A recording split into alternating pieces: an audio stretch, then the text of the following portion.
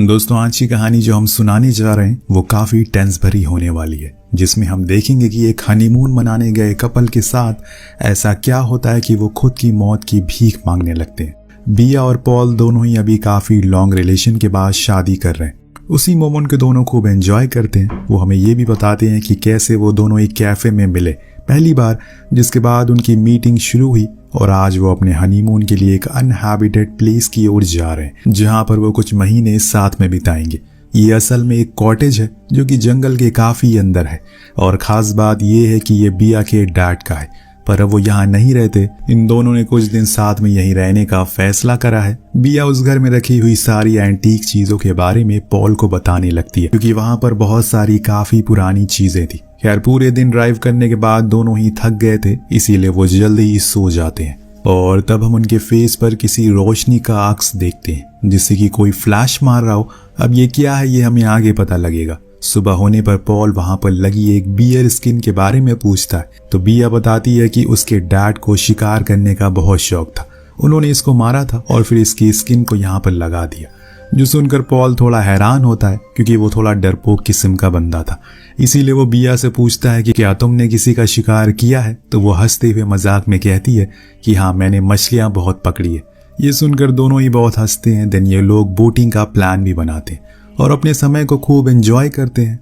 लेकिन पानी ठंडा होने के कारण इन्होंने स्विमिंग का प्लान अभी ड्रॉप कर दिया है। देन वो उसी एरिया में बने एक रेस्टोरेंट में जाते हैं जो कि बंद था, पर वो फिर भी अंदर एंटर करते हैं तो देखते हैं कि वहां की हालत बहुत खराब हो रखी है। लाइट बार बार फ्लिकर हो रही है। इतने में अंदर से एक विल नाम का इंसान बाहर आता है और इन दोनों से कहता है कि ये बंद है, कुछ नहीं मिलेगा तुम्हें। यहाँ तो वो जाने लगते हैं, लेकिन आखिरी समय पर विल बिया को रोककर पूछता है क्या उसने उसे पहचाना। वो उसके बचपन में दोनों साथ खेला करते थे। जो सुनकर बिया तुरंत उसे वो यादें आ जाती हैं, जिसे दोनों ही हक करते हैं और अपने उन पलों को याद करके खूब हंसते हैं। पॉल भी उनकी बातें सुनकर खूब हंसता है। इतने में अंदर से आनी आती है विल की वाइफ, जो दिखने में काफी अजीब थी। उसका बिहेवियर काफी अलग था। वो दोनों से बहुत ही अजीब वे में कहती है कि तुम दोनों यहाँ से चले जाओ। तब विल उन्हें समझाता है कि असल में उसकी तबीयत कुछ ठीक नहीं है, जो कहकर वो उसे अंदर ले जाता है। ये दोनों अपने घर आ जाते हैं, पर आनी को देखकर बिया थोड़ा टेंस हो गई थी, क्योंकि उसे कुछ ठीक नहीं लगा उसे देखकर। पर पॉल उसका मूड ठीक करने के लिए कहता है शायद वो उसका एक्स लवर होगा। उसके इस बेकार से जोक को सुनकर वो खूब हंसती है और फिर दोनों सोने के लिए चले जाते हैं। सुबह पॉल का अलार्म रिंग होता है तो वो उठता है, क्योंकि आज उसे सुबह फिशिंग के लिए जाना था। लेकिन ये क्या, जब वो बाहर जाता है तो देखता है कि अभी तो बहुत अंधेरा है। तब उसकी नजर टाइम पर पड़ती है। अभी आधी रात हो रही है। शायद बिया ने गलती से गलत अलार्म लगा दिया होगा। वो वापस आकर सो जाता और वहां उसे बिया कहीं दिखाई नहीं दे रही थी। उसे लगता है कि शायद वो वॉशरूम गई होगी, इसीलिए वो सोने के लिए चला जाता है। लेकिन 1 घंटा बीत जाने के बाद भी वो वापस लौट कर नहीं आती। अब उसे घबराहट होने लगी है और इस कारण वो उसे घर के हर जगह पर ढूंढने लगता है। फिर बाहर भी गया, लेकिन बिया कहीं नहीं थी। पॉल को मजबूरन अब इतनी रात में जंगल में जाना पड़ा, जहां जाकर जो उसने देखा उसके होश उड़ गए। असल में बिया बिना कपड़ों के वहां पर पड़ी हुई है, तो वो उसे फौरन उठाकर कॉटेज में लाता है और पूछता है कि आखिर उसे क्या हुआ है, वो वहां कैसे चली गई, उसके कपड़े का। इन सारे सवालों के जवाब बिया बस एक ही चीज कहकर देती है कि वो ठीक है, उसे कुछ नहीं हुआ है। शायद उसे स्लीपिंग वॉक हुई है। जब पॉल उसके कपड़ों के बारे में पूछने लगा तब भी उसने वही जवाब दिया, जो सुनकर उसे कुछ ठीक नहीं लगता। उस रात तो उसे नींद नहीं आ रही। जब सुबह उसने बिया के कुछ बदले हुए बर्ताव को देखा तो फिर से उसे पूछा क्या उसे कोई परेशानी है, तो बिया ने कहा कि बस वो थोड़ी टायर्ड है। लेकिन अभी तक उन्होंने ऐसा कुछ किया ही नहीं जिससे वो थक जाए। इसीलिए पॉल उसे डॉक्टर के पास जाने को कहता है। फिर बिया मना करती है कि आज वो ब्रेकफास्ट बनाने में भी काफी लेट कर रही थी। छोटी छोटी गलतियां कर रही थी, जैसे कि ब्रेड को जला देना, कॉफी में सिर्फ पानी ही गर्म कर देना, जो चीज वो कभी नहीं करती। इसके बाद दोनों फिशिंग के लिए जाते हैं, जहां पॉल एक फ्रॉग के साथ मस्ती करता है, जो बिया को बहुत पसंद था। पर आज वो कुछ रिएक्शन ही नहीं देती।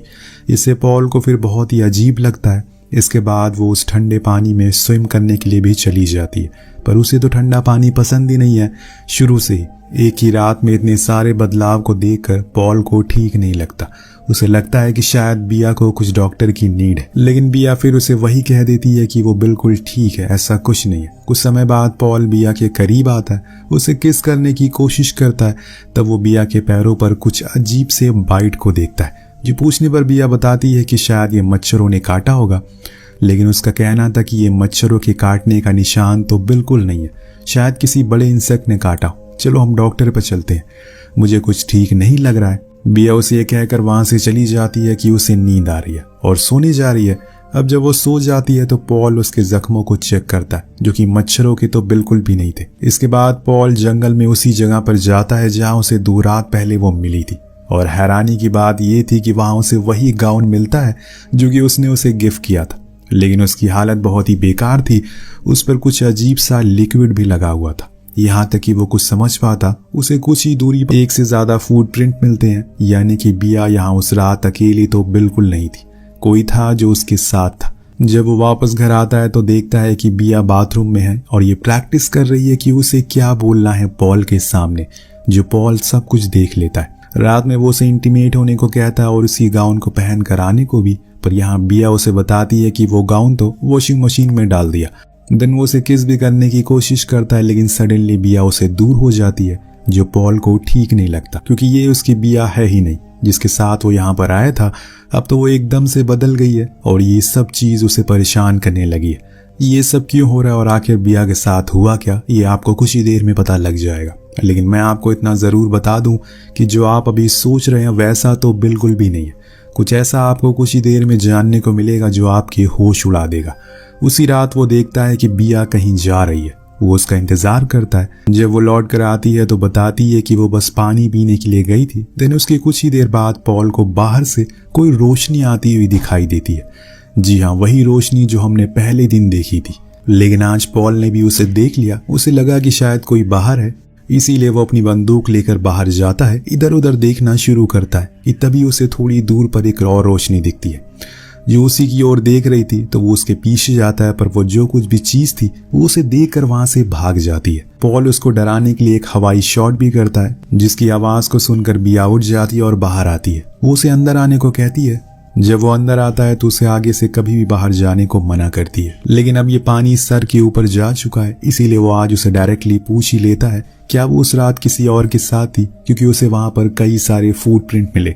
पर बिया फिर से वही कहती है कि वो स्लीप वॉक कर रही थी, उसे ऐसा कुछ भी याद नहीं है। यहाँ पॉल का शक अब विल पर जाता है, जिसके बारे में पूछने पर वो वही जवाब देती है। तब वो उसे उसके गाउन दिखाता है जो कि फटा हुआ था, उसे उस दिन जंगल में मिला। उसे देखकर बिया वही जवाब घुमा फिरा कर देने लगती है, जिससे कि पॉल का माथा गर्म हो जाता है और वो उसे लड़ाई करने लगता है। तब बिया कहती है कि वो फालतू में इतनी टेंशन ले रहा है, ऐसा कुछ नहीं है, और ऐसा करके वो उन दोनों का ये कीमती समय बर्बाद कर रहा है। लेकिन पॉल को तो अब कुछ समझ ही नहीं आ रहा है असल में ये सब चल क्या रहा है। वो उसके सवालों का जवाब क्यों नहीं दे रही है जो सच है। अब उस रात उनकी लड़ाई इतनी बढ़ जाती है कि उन्हें अलग अलग कमरों में सोना पड़ता है। अगली सुबह हम देखते हैं कि बिया एक डायरी पर खुद की ही चीजों को लिख रही है, जैसे कि उसका नाम बिया है, उसका हस्बैंड पॉल है, वो यहाँ पर हनीमून पर आई है। जैसे वो ये सब चीजें अब भूल रही है, इसीलिए उसे याद रखने के लिए ये सब लिखना पड़ रहा है। तो अचानक से वो डायरी छुपा लेती है, उसके घावों पर पड़ती है जो बहुत ज्यादा बढ़ गए थे, इसीलिए वो उसे यहाँ से चलने को कहता है। लेकिन बिया तो खुद ही जिद पर अड़ी हुई थी। दोनों ही अपना मूड ठीक करने के लिए बोटिंग के लिए जाते हैं और वहां इंटीमेट होने लगते हैं। तभी पॉल नोटिस करता है कि बिया ब्लीड कर रही है, जो देखकर उसे फिक्र होने लगती है।